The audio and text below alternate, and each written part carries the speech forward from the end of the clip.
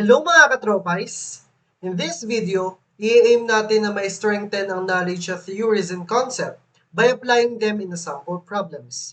Kaya make sure to stay tuned until the very end kasi dito sa PICE-PUPSC Acad TV, we leave no one behind.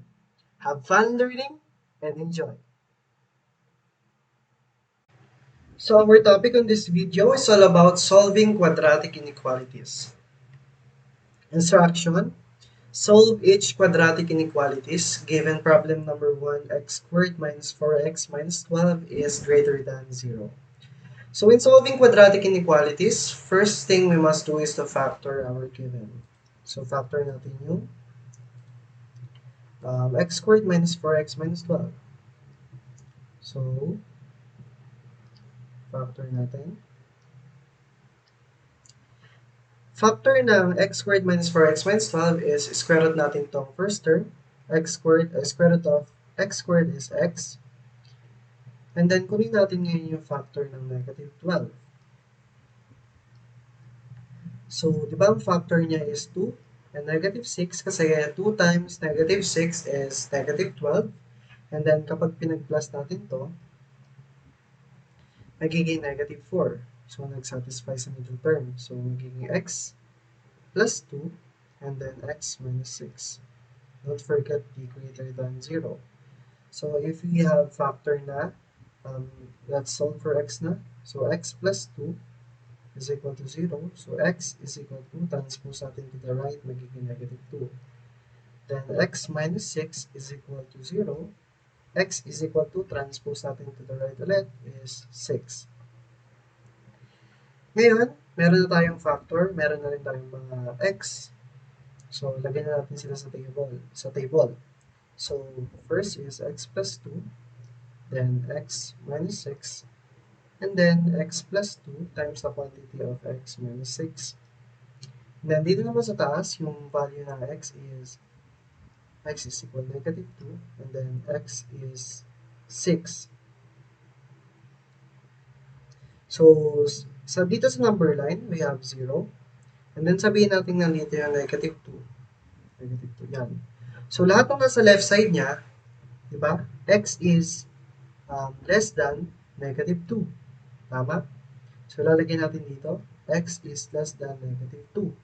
Then, sa right naman, sabihin natin andito yung 6. So, lahat ng nasa right side niya, magiging 6 is magiging x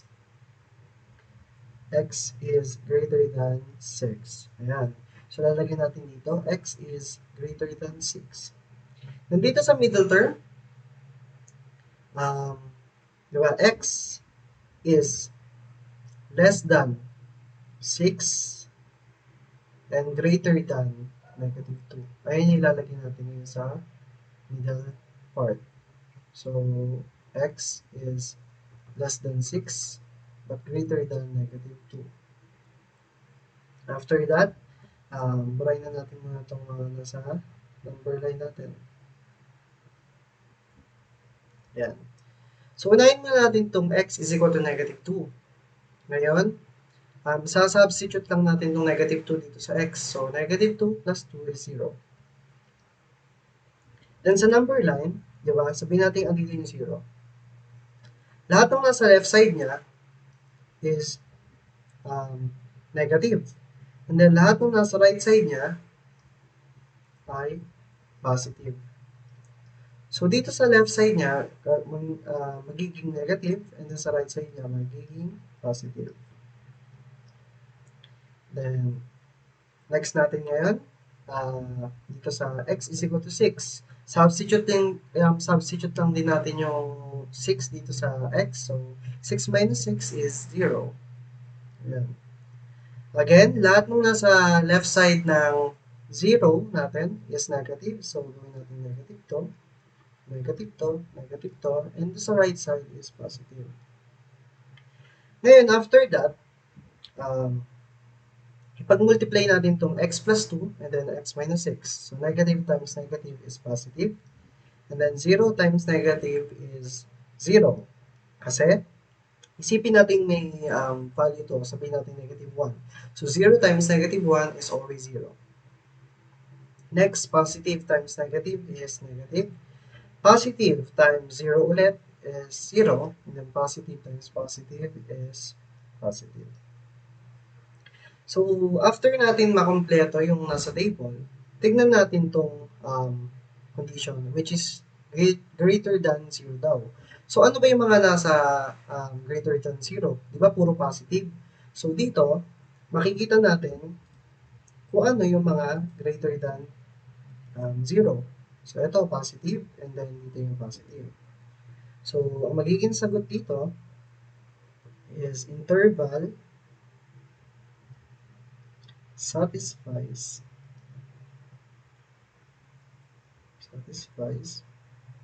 the condition given x squared minus 4x minus 12 is greater than 0. So, ano-ano ba yung mga nakuha natin na greater than 0? Di ba yung mga positive? So, ano siya? X is less than -2 or kaya x is greater than 6. So, ayan na yung sagot natin for sample problem number 1. Ayan. So, problem number 2, we have x squared plus 7x plus 10 less than or equal to 0. So again, first thing we must do is to factor the given. So, factor natin.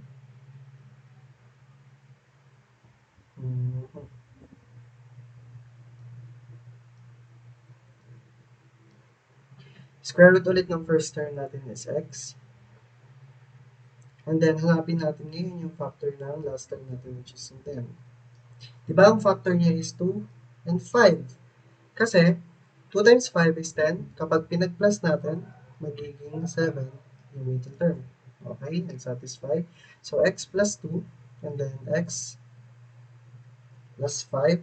Don't forget the less than or equal to 0. Since we have factor na, so for x na tayo, so x plus 2 is equal to 0. X is equal to transpose, magiging -2. And then, x plus 5 is equal to 0. So, x is equal to transpose ulit, magiging -5. So, lagay na natin siya ngayon sa table natin. Since we have factor na and x. So, dito, lagay natin yung x is equal to -5.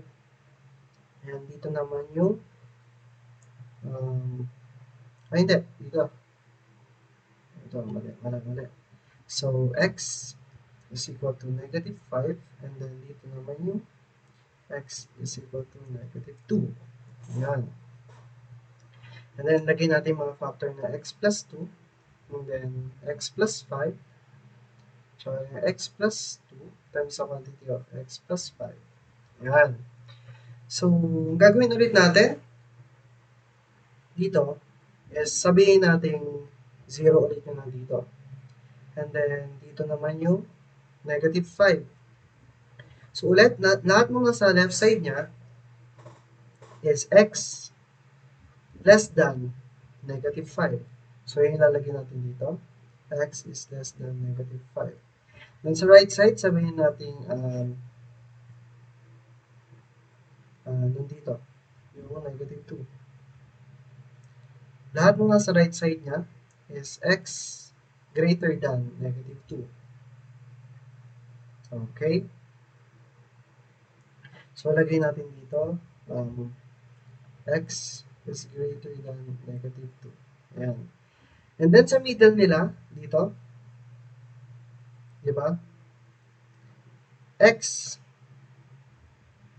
is less than -2 and greater than -5. Ayan, ilalagay natin yun sa middle. So, x is less than -2 and greater than -5. Ayan. So, x plus 2 muna. Unahin ngayon natin itong x is equal to -2.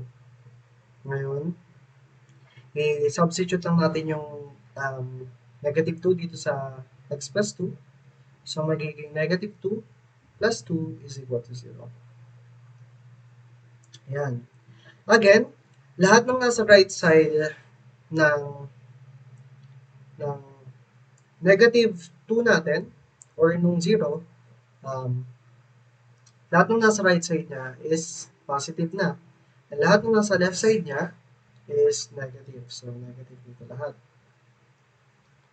Next, x plus 5 na tayo. So, ang gagamitin natin is x is equal to negative 5. Yung negative 5, substitute lang natin. Negative 5 plus 5 is 0. Again, lahat ng nasa left side is negative. Lahat ng nasa right side, positive. Again, pag-multiply natin yung x plus 2 and x plus 5. So, negative times negative is positive. Negative times 0 is 0. Negative times positive is negative. 0 times positive is 0. And then positive times positive is positive. Okay. Again, kapag okay na yung table natin, i-check natin ngayon yung condition, which is yung given natin na x plus 2 times the quantity of x plus 5 is less than or equal to 0. So, it means equal siya kasama. So, ano ba dito yung mga less than 0? So, eto, di ba? Less than 0 and then equal. So, kasama yun. So, lagyan natin ng red. So, eto. Itong 0. Etong less than, dahil less than daw 0, so pa-negative, pa-left, and then 0. So, ang ano natin dito is interval satisfies the condition given x squared plus 7x plus 10 is less than or equal to 0. So, ano yung mga nakuha natin dito? Diba, meron tayong una, x is equal to negative 5. Meron tayong x is less than negative 2 and greater than negative 5. And we have x is equal to negative 2. Or simply, x is less than or equal to negative 2 but greater than or equal to negative 5. So that's the final answer for problem number 2.